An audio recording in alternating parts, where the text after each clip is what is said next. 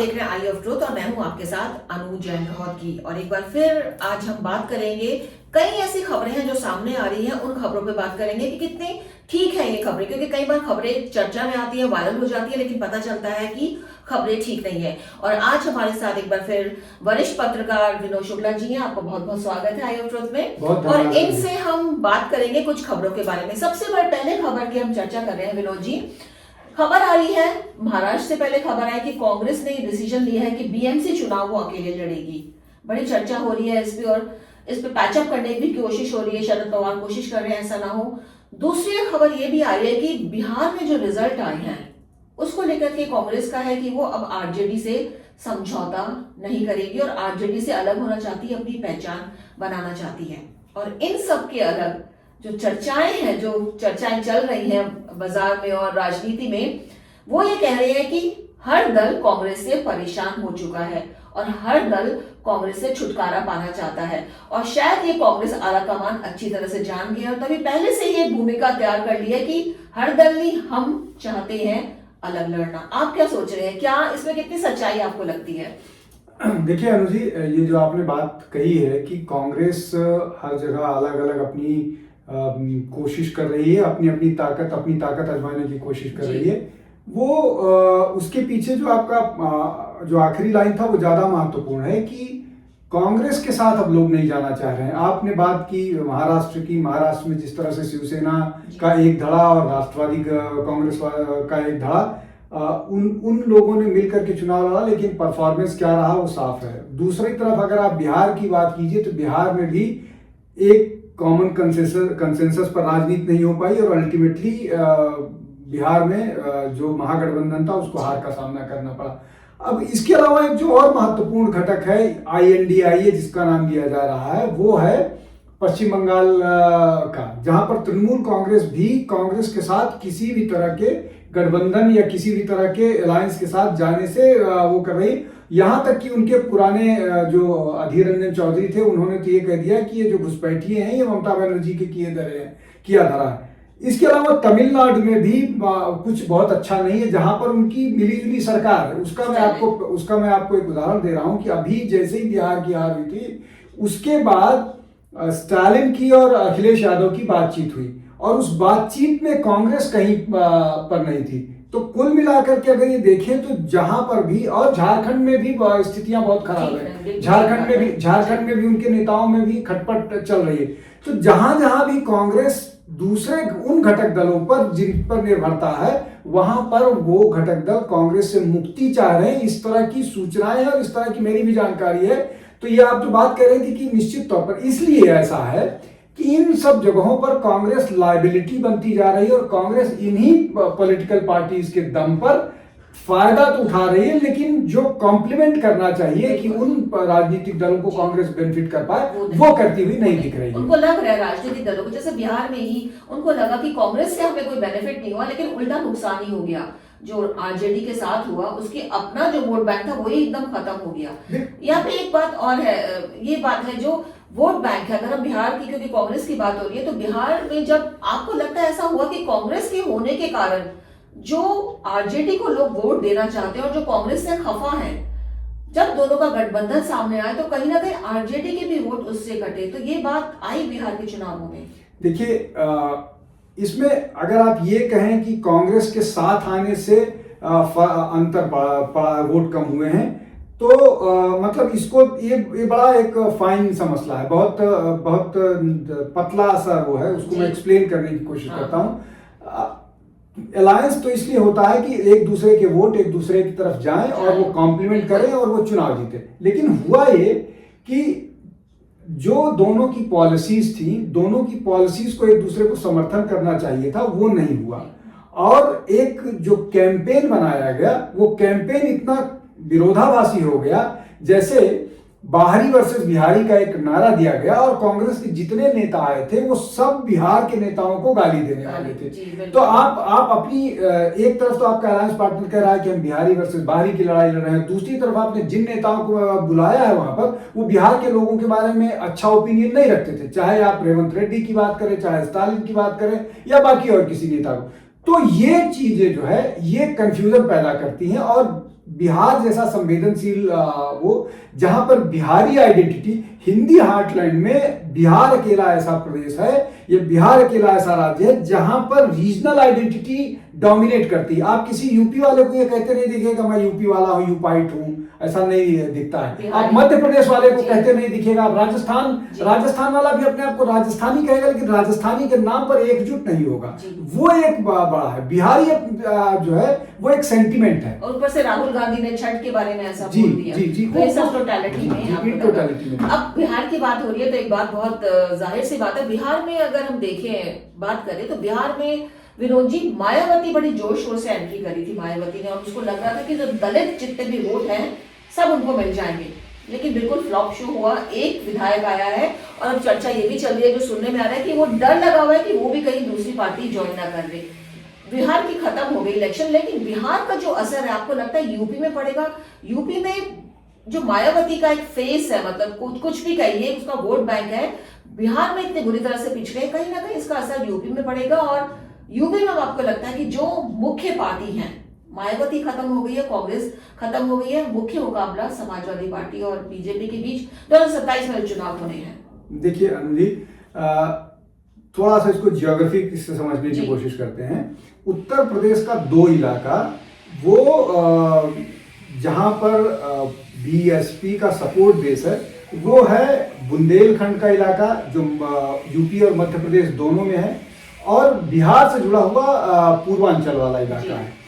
तो जो संबंध है, चाहे वो बिहार से जुड़ा हुआ पूर्वांचल का इलाका हो, चाहे मध्य प्रदेश से जुड़ा हुआ इलाका हो, बघेलखंड का या बुंदेलखंड का, यहाँ पर जो दलित वोटर है, बुंदेलखंड में दलित वोटर जो है पूरे उत्तर प्रदेश में सबसे ज्यादा कॉन्सेंट्रेशन है। अगर उत्तर प्रदेश में 20% के आसपास है, तो ये लगभग 24% के आसपास बुंदेलखंड में है। और जो पूर्वांचल वाला इलाका है, क्योंकि वो एक साथ जुड़ा हुआ है, तो आपस में रिलेशंस के कारण वो वोटर्स प्रभावित होते हैं। तो वो इलाका बुंदेलखंड और यहाँ वाला है। मायावती की कोशिश रहती है कि जब मध्य प्रदेश के चुनाव हो तो वो मध्य प्रदेश में अपने कुछ कैंडिडेट खड़ा करें और बिहार में कुछ कैंडिडेट खड़ा करें।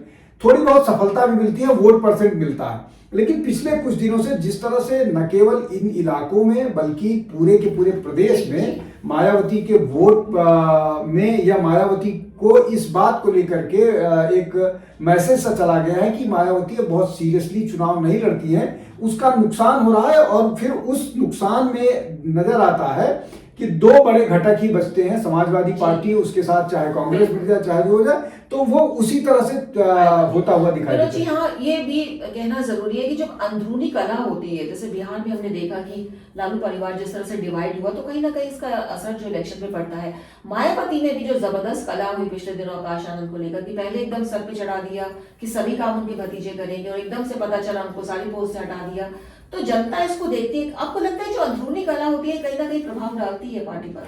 देखिए, मुझे लगता है इसमें 3 फैक्टर हैं। पहला ये कि जब कांशीराम जी मायावती के साथ अपनी राजनीतिक पारी शुरू किए थे, तो वो स्पार्क मायावती में था, एक बात। दूसरी बात, जो आप आनंद की बात कर रहे हैं, वो उसमें वो बात नहीं दिखती है कि वो बीएसपी को लीड कर पाए। दूसरा हो गया, और दूसरा है कि उसकी लाइफ स्टाइल जो है वो दलित राजनीति वाली लाइफ स्टाइल नहीं है, इसका भी एक प्रभाव होता है। जो तीसरा महत्वपूर्ण बात है, उसको मतलब जिसको बोलते हैं ना कि डेविल को भी उसका ड्यू दिया जाना चाहिए। भारतीय जनता पार्टी और राष्ट्रीय स्वयंसेवक संघ ने जब से ये दलित राजनीति हुई और दलित को एक अलग आइडेंटिटी बना करके कोशिश की है, उसके बाद दलितों के बीच में आरएसएस और भारतीय जनता पार्टी ने बहुत काम किया है।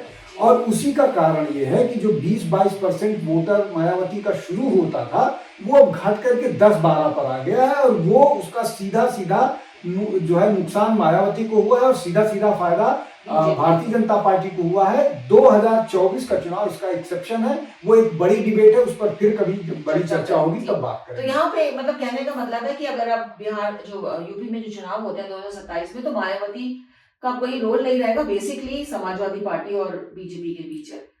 ये मुझे सब चुनाव मुझे मुझे जी लगता है कि वो 10-12% के आसपास वो अपना वोट करेंगे, जो कमिटेड वोटर है। शायद हो सकता है वो 12% पिछले चुनाव में था, घट के 10 हो जाए, लेकिन मुझे लगता है कि अभी उनके जो अपने कमिटेड वोटर हैं, विशेष रूप से उनकी अपनी जाति वाले, वो वो अभी जी अभी उनके साथ हैं। जी तो ये बड़ा मुद्दा था। एक और मुद्दा है विनोद जी, बड़ी चर्चा चल रही है शशि थरूर को लेकर। बहुत बार अब मोदी जी की तारीफ कर रहे हैं, उसको लेकर कांग्रेस के कई नेता उन पे बहुत अटैकिंग है, और जिस तरह से भाषा का तो आजकल कोई मर्यादा नहीं है, तो कई नेताओं ने तो कांग्रेस के उनके खिलाफ बहुत ही गलत भाषा का उपयोग किया है।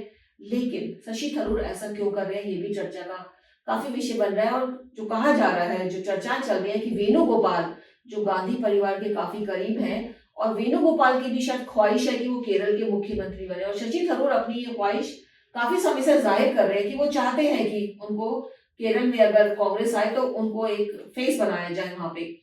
तो आपको जो लगता है कि शशि थरूर जो बार बार मोदी की तारीफ कर रहे हैं, एक तरह से डबल गेम खेल रहे हैं, एक तरह से क्या कांग्रेस को दिखा रहे हैं कि अगर आप मुझे नहीं करते हैं और नहीं वहां पे प्रोजेक्ट करते हैं तो एक और स्टैंड मेरे लिए खड़ा हुआ है, कुछ इस तरह की कुछ चल रही है बात, राजनीति चल रही है? देखिए अनुज जी, ये करीब साल या 1.5 साल पहले इस तरह की चर्चा शुरू हो गई थी, जब वहां पर ये लगा था कि 1 साल 1.5 साल चुनाव के रह गए हैं। 2026 के आखिरी में, 27 में, मुझे एग्जैक्ट ध्यान नहीं है, लेकिन चुनाव है केरल में।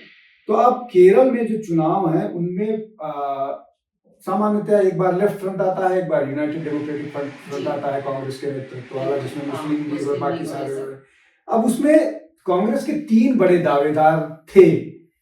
उसमें केसी वेणुगोपाल, जो जनरल सेक्रेटरी ऑर्गेनाइजेशंस हैं, ये पूर्व विदेश मंत्री हैं शशि थरूर, और तीसरे रमेश चेन्निथल्ला हैं, जो प्रदेश अध्यक्ष भी रह चुके हैं और युवा यूथ कांग्रेस के अध्यक्ष भी रह चुके हैं, कई बार के लोकसभा सदस्य हैं।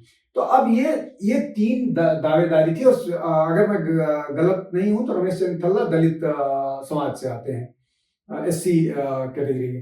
अब इन तीनों में दावेदारी थी, इन तीनों की दावेदारी थी, और तीनों अपनी अपनी दावेदारी पेश कर रहे थे। लेकिन चूंकि केसी वेणुगोपाल की नजदीकी राहुल गांधी से और गांधी परिवार से बहुत ज्यादा है, तो उनकी दावेदारी नजर आ रही है, बावजूद इसके कि उनका सक्सेस रेट बहुत खराब है। हरियाणा की हार की जिम्मेदारी उन पर है, महाराष्ट्र की हार की जिम्मेदारी उनकी बात है, और इसको लेकर के शिकायतें गई हैं, बताया गया है कि इस कारण आप हारे हैं और यहाँ पर ये गलतियां हुई हैं केसी वेणुगोपाल से। लेकिन राहुल गांधी उसको सुनने के लिए नहीं तैयार है, या गांधी परिवार उसको सुनने के लिए नहीं तैयार है। उन परिस्थितियों में को देख करके यही लगता है कि गांधी परिवार ने यह मन बना लिया है कि अगले विधानसभा के चुनाव में कांग्रेस का नेतृत्व केसी वेणुगोपाल के नेतृत्व में होगा। अब ये दोनों, शशि थरूर और केसी वेणुगोपाल, दोनों लोकसभा के सदस्य हैं।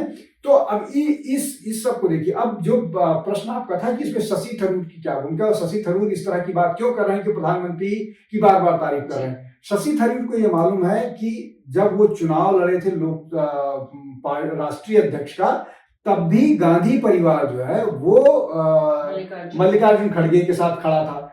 तो अब भी इस मामले में वो केसी वेणुगोपाल को छोड़ करके शशि थरूर पर नहीं आएंगे। तो उनके पास ऑप्शन क्या बचता है, या वो MP बनकर के संतुष्ट रहें, या अपना पॉलिटिकल एम्बिशन है, और हर व्यक्ति का पॉलिटिकल एम्बिशन होता है कि जिस प्रदेश से वो आता है वहां पर उसको मुख्यमंत्री पद की अगर जिम्मेदारी मिल जाए, और तब जब उसके पास बहुत मौका है इस चुनाव में। लेकिन इन चुनावों में शशि थरूर के हाथ कुछ नहीं लगने वाला है। उनको अभी बीजेपी के साथ अगर वो फॉर्मली ज्वाइन करते हैं तो बीजेपी के साथ मेहनत करना पड़ेगा। उनकी अपनी एक ऐसी इमेज है जहां पर वो एक बड़े वर्ग को अपने साथ ले आ सकते हैं। सेक्युलर इमेज है, इंटेलेक्चुअल इमेज है, और इस तरह के लोगों को केरल में पसंद किया जाता है। तो अगर बीजेपी काम करती है, और बीजेपी 54% हिंदुओं, 54.55% के आसपास, 54.45 के आसपास हिंदूज हैं, और लगभग 18% वहां पर क्रिश्चियन है। तो अगर ये 55 और 18 का गठजोड़ करने में शशि थरूर 4 साल 5 साल मेहनत कर सकते हैं, तो बीजेपी को कोई इस बात से गुरेज नहीं है कि उनको मुख्यमंत्री प्रोजेक्ट करके चुनाव लड़ा जाए। इसलिए कि अभी बीजेपी में चाहे वो अभी जो मिनिस्टर हैं, एक बात नहीं पवन कल्याण तो दूसरे, वहां पर उनका नाम मुझे ध्यान नहीं आ रहा है, जो फिल्म स्टार है, केंद्रीय मंत्री हैं, वो अकेली सीट जीत करके आए हैं इस बार, केरल से खाता खुला है। वो राजनीति में बहुत ज्यादा इंटरेस्टेड नहीं दिखते हैं। हाँ, बिल्कुल ठीक बात है। तो उन परिस्थिति में अगर बीजेपी उनको प्रोजेक्ट करके चुनाव करती है तो अगला चुनाव, ये इस बार के बाद वाला चुनाव बीजेपी के जो है वो एक चैलेंजर के रूप में उभर सकती है और शशि थरूर मुख्यमंत्री के दावे में हो सकते हैं। ये एक बड़ा प्रोजेक्ट जो है शशि थरूर के मन में हो सकता है और वो इसीलिए इस तरह की बात कर रहे हैं। जो मोदी जी कर रहे हैं। जी। तो ये चर्चाएं हमने विनोद जी इसलिए शुरू की है क्योंकि इस तरह की बातें चलती है और जनता बहुत कंफ्यूज हो जाती है कि क्या सही है क्या गलत है। और आजकल सोशल मीडिया का जमाना है और इतनी सारी रील बनती है, खबरें आती है और लोगों को पता ही नहीं चलता कि क्या सच चल रहा है। तो जो हम आज विनोद जी के साथ आज 2-3 खबरों पे हमने चर्चा की है उसका उद्देश्य यही है कि लोगों को हम असली बात बताएं। तो दोस्तों, उम्मीद है हमारा ये प्रोग्राम आपको पसंद आया होगा और जैसा कि हम आपको बार बार कहते हैं कि आप प्रोग्राम के बारे में अपनी राय हमें कमेंट बॉक्स में जरूर भेजें। इससे हमको मोटिवेशन मिलता है और ये भी पता चलता है कि हमारे जो दर्शक हैं हमसे क्या चाहते हैं। तो विनोद जी, आपका बहुत बहुत शुक्रिया, आप आई ऑफ ट्रुथ के चैनल में आए और आप भी हमारे साथ बने रहिए और देखते रहिए आई ऑफ ट्रुथ। हमारे चैनल आई ऑफ ट्रुथ को सब्सक्राइब कीजिए यूट्यूब पर, इसे फॉलो कीजिए फेसबुक पर, इंस्टाग्राम पर, ट्विटर पर और कू पर। हमारे चैनल के बारे में फीडबैक देने के लिए हमें मेल कीजिए ioftruth.6@gmail.com पर।